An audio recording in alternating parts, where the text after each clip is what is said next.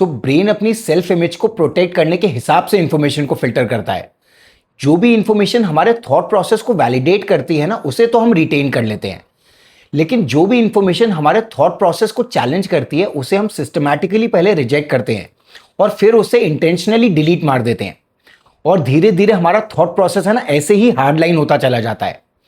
किसी भी point of view या फीडबैक को हम अपने थॉट्स के अलाइनमेंट के हिसाब से ही या तो एक्सेप्ट करते हैं या फिर उसे रिजेक्ट मारते रहते हैं, क्योंकि ब्रेन बिलीव करता है कि फैक्ट्स इंपॉर्टेंट नहीं है। इंपॉर्टेंट है कि at all cost, at all points in time आपकी इमेज इंटैक्ट रहनी चाहिए। इसलिए जैसे हर कुछ दिनों में हम अपनी गाड़ी के टायर्स के अलाइनमेंट और बैलेंसिंग करवाते हैं ना, हमें अपने लाइन ऑफ थॉट के अलाइनमेंट और बैलेंसिंग भी करवानी चाहिए। और ये काम हो सकता है सिर्फ पढ़ने से, रीडिंग से। बुक्स, इन पर्सन फीडबैक और यूट्यूब के वीडियो से लाइट ईयर्स अहेड है और हमेशा रहेंगी। किसी के फीडबैक को कंस्ट्रक्टिवली हैंडल करना है ना, मुश्किल काम है।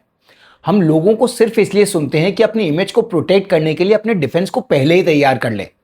इसलिए लोगों से फीडबैक लेना है ना, जनरली हेल्पफुल नहीं होता। और वीडियोस भी आप वही वॉच करोगे जो या तो आपके थॉट प्रोसेस से अलाइंड हो या फिर उनसे सेंसेशनली अपोज्ड। और फिर अपनी ईगो को मसाज करने के लिए आपको उन वीडियोस पर जो इंटेलिजेंट कमेंट्स डालने होते हैं ना, वो आपको ज्यादा इंपॉर्टेंट काम लगता है। इसलिए वीडियोस भी है ना, आपको जनरली रियलाइन नहीं कर पाते। बट बुक्स डिफरेंट है। ये आपको खुद को प्रोटेक्ट या डिफेंड करने के लिए ना तो कोई भी प्रेशर ही डालती हैं और ना ही आपसे कोई भी इंटेलिजेंट कमेंट या आर्ग्यूमेंट्स मांगती हैं। आप बुक्स को है ना अपने पेस पर पढ़ सकते हो।